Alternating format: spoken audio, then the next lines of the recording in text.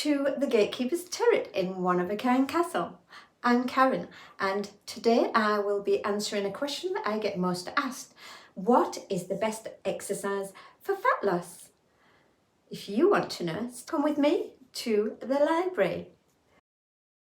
Whew.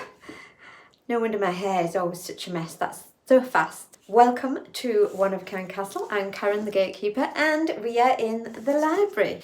I'm asked so many times, what is the best exercise for fat loss? And our bodies are super smart.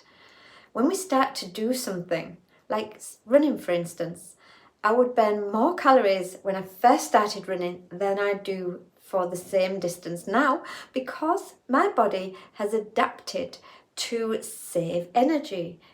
As you keep on running or doing any exercise, your body will develop ways of doing it more efficiently. So the fat loss will slow down too.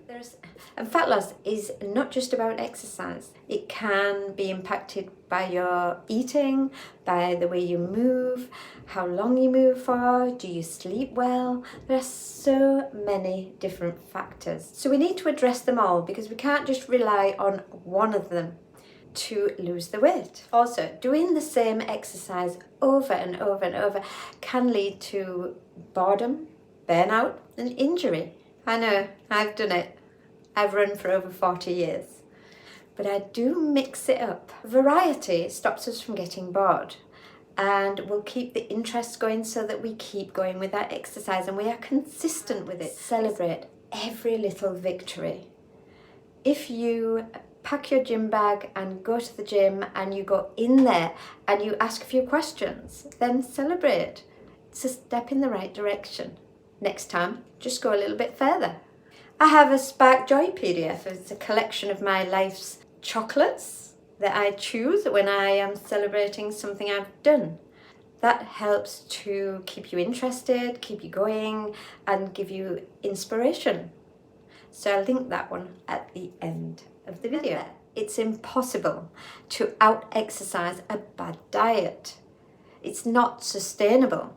And consistency is key in losing fat and keeping it off. Saying that, I do move around more and am more inspired to go for an extra run on top of my biking or my Pilates if I have overindulged the day before.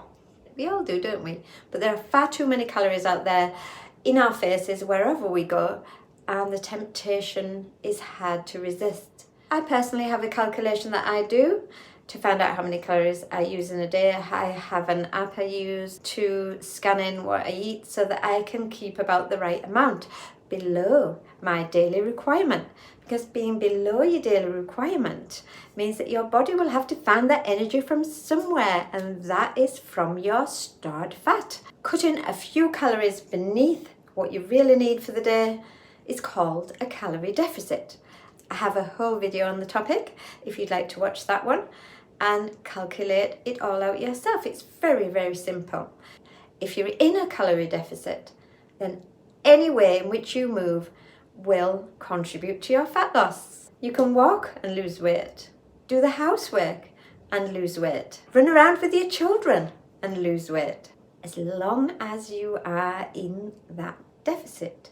I usually cut a couple of hundred calories off my daily amount. It is only an estimated amount, so you do need to review it as you go so that you can get the perfect amount for yourself. You must find what exercise suits you. And I'm saying that because if you are greatly overweight, then running, pounding the pavement will put extra pressure on your joints, and that could be very bad for you.